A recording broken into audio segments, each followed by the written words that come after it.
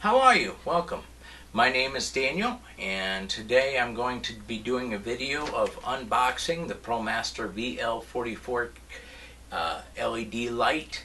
I found these lights at Mike's Camera in Denver, Colorado, and I have to tell you, now this I have already unboxed, but I reconstituted what was in here so that way you can see for yourself what comes in the box. I have two of these lights. I use them for lighting my background on my green screen. These are some very good lights, very comparable to 1 foot by 1 foot LED lights. And so what I'll do is I'll start by just showing you what comes in the box contents. This is the box right here. Plus is that it's packaged fairly well, so it stays protected during shipping. One of the disadvantages probably is that it does require a separate light stand. Also, I'll go ahead and open it up for you. It does not have a carrying case. So you'll probably want to find something like that. When I bought this light, what came in the box is there's a simple one-page description of the light. Let me see if I can zoom in on that for you. It's just basically, I'll get this box out of the way here in a minute. It just has a picture of the light and some various features of the lights, the controls, etc. I'll set that aside here. What else comes in the box is we do have a scrim. This scrim, I'm told, reduces the light coming out of the ProMaster VL-1144 by 1 f-stop, and it could double as a shower cap, but don't want to play with this stuff. If it rips, it wouldn't look as good if you had to put some clear plastic tape on it to fix it. Also in here is what I would guesstimate to be about a 14-foot power cord. The one connector is a standard 110 volt standard wall outlet. The other side we have here is a 3-prong adapter, which is similar to a standard desktop PC cable. Also, Macs use the same type for their desktop computers. We also have a power adapter here. This power adapter is rated for input 100 volts or 240 volts, 50 or 60 hertz. Output is 12 volts at 8 amps. These lights, a feature that I do know about them is that they can work from a 12 volt source. Sorry, the power connector on this is a 2-prong, and I think it's grounded. Connector looks similar to a professional microphone cable. It's got a little swivel collar that's threaded to screw onto the power connector on the back of the light. So we've got 4 parts so far. Behind that, I don't see anything else in the top part of the box. So I'll go ahead and pull out the top styrofoam. Inside, we have the actual light assembly itself. It's got a handle on it, which is nice. It does come in plastic. It's got a little silica gel packet to help keep it dry. There is a bottom piece of styrofoam. Don't know if you need to see this, but we'll just bring this out to show you. There's nothing underneath. And then after that, we just have an empty box. These lights, again, wonderful lights. 750 watts. It has other features as well that a lot of photographers look for. This is the light. Of course, there's a little silica gel pack. We'll set this down here. When I look at this light, it's round. It's got a metal housing and a good plastic housing for the circuitry for the lights. Because they're LED lights, I kind of looked inside, and well, on the 306s it looks like they run the LEDs in pairs, and then in series after that. While the like 2 LED bulbs in series, and then everything else is parallel. When I look at this, I can see a couple of different adjustments. Let me see if I can get a little bit closer here for you. Alright, here we go. So this is the back of the light, and we have a handle here. We have a dimmer switch here. It has about 270 degrees of variation from lowest power to highest power. We do have a rocker switch for on-off.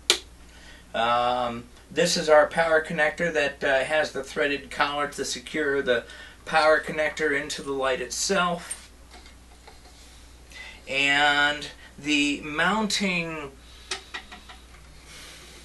not bracket, but just the mounting system for this light is one that you can twist it, and then you've got varying degrees. I would say probably about 90 to 100 degrees of swivel, so that way you can have the light going straight up and bouncing off the ceiling. Or you can have direct light this way, and then you can also, of course, use your scrim, reduce the light by 1 f-stop. The bulbs on here, I don't have the exact number, sorry, but this does have a good number of bulbs.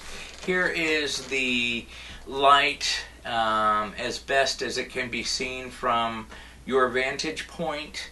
A lot of lights. When I got this, all the lights are in good condition. There's not any bulbs that are out. And this is a side view. This light, one of the other features it has that I see is it has 8 ports around the back collar, so that you can attach a soft box, probably an octagonal soft box, or even a square soft box in either a diagonal or a square tall by wide configuration. This light is meant so that you can be picked up by the handle like this. Of course, you want to be careful with it. What I'm going to do now is I'm actually going to put this light on a tripod, so that way you can see how it mounts to the tripod. And I've got a tripod ready here, so we'll zoom out here and then we'll go grab the tripod. Now this is a $50 tripod. It's an ProMaster Deluxe Light Stand LS2. Very good construction. I've got 6 of these myself for my lights. I've also got a green backdrop, as you see, for my studio. If I just go ahead and set this correctly, make sure that it stands without falling.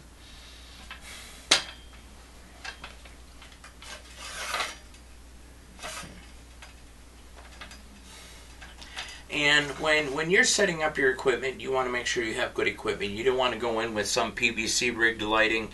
It just does not look professional. So then what I'll do is I'll take this light. Well, I'm getting out of the light there. It also has one other connector here that we can screw out all the way, so that way we can mount this light on top of the light stand. The light stand itself has a standard 2-way connector that you would put on a tripod. Well, again, you can't see that, but there you go. And we can pretty much use either side.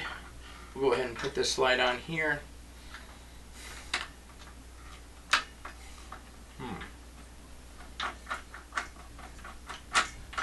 Okay, there we are.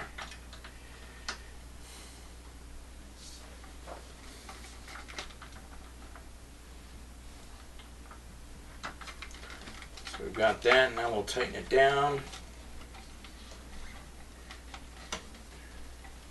And so this is our light. Let me lower it just a little bit. So now, to give you an idea of how much light this thing puts out, I'll go ahead and plug in the power here.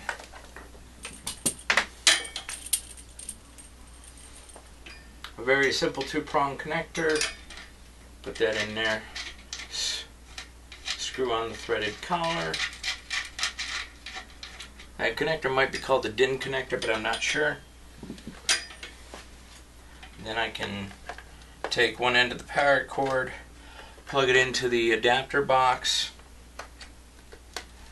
This thing, in my opinion, rocks in terms of how much light it puts out. Standard wall socket. So now, just to show you, I'm going to stand off to the side and show you how much light we get on our green backdrop. If I turn this on, I'm going to turn it all the way down.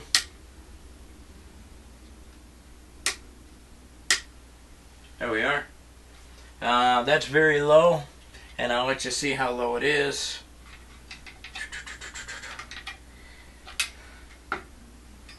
So that's how low it is, and we are getting some overlighting effect on the camera. But now I'm going to bump this guy all the way up so that way you can see how much. This is about halfway right here, and now you can see how much more light is on our background. This is a powerful light. Like I say, I believe it's about 750 watts of light. It is variable brightness between I think as low as 2500K all the way on up to daylight, which is 5500K Kelvin.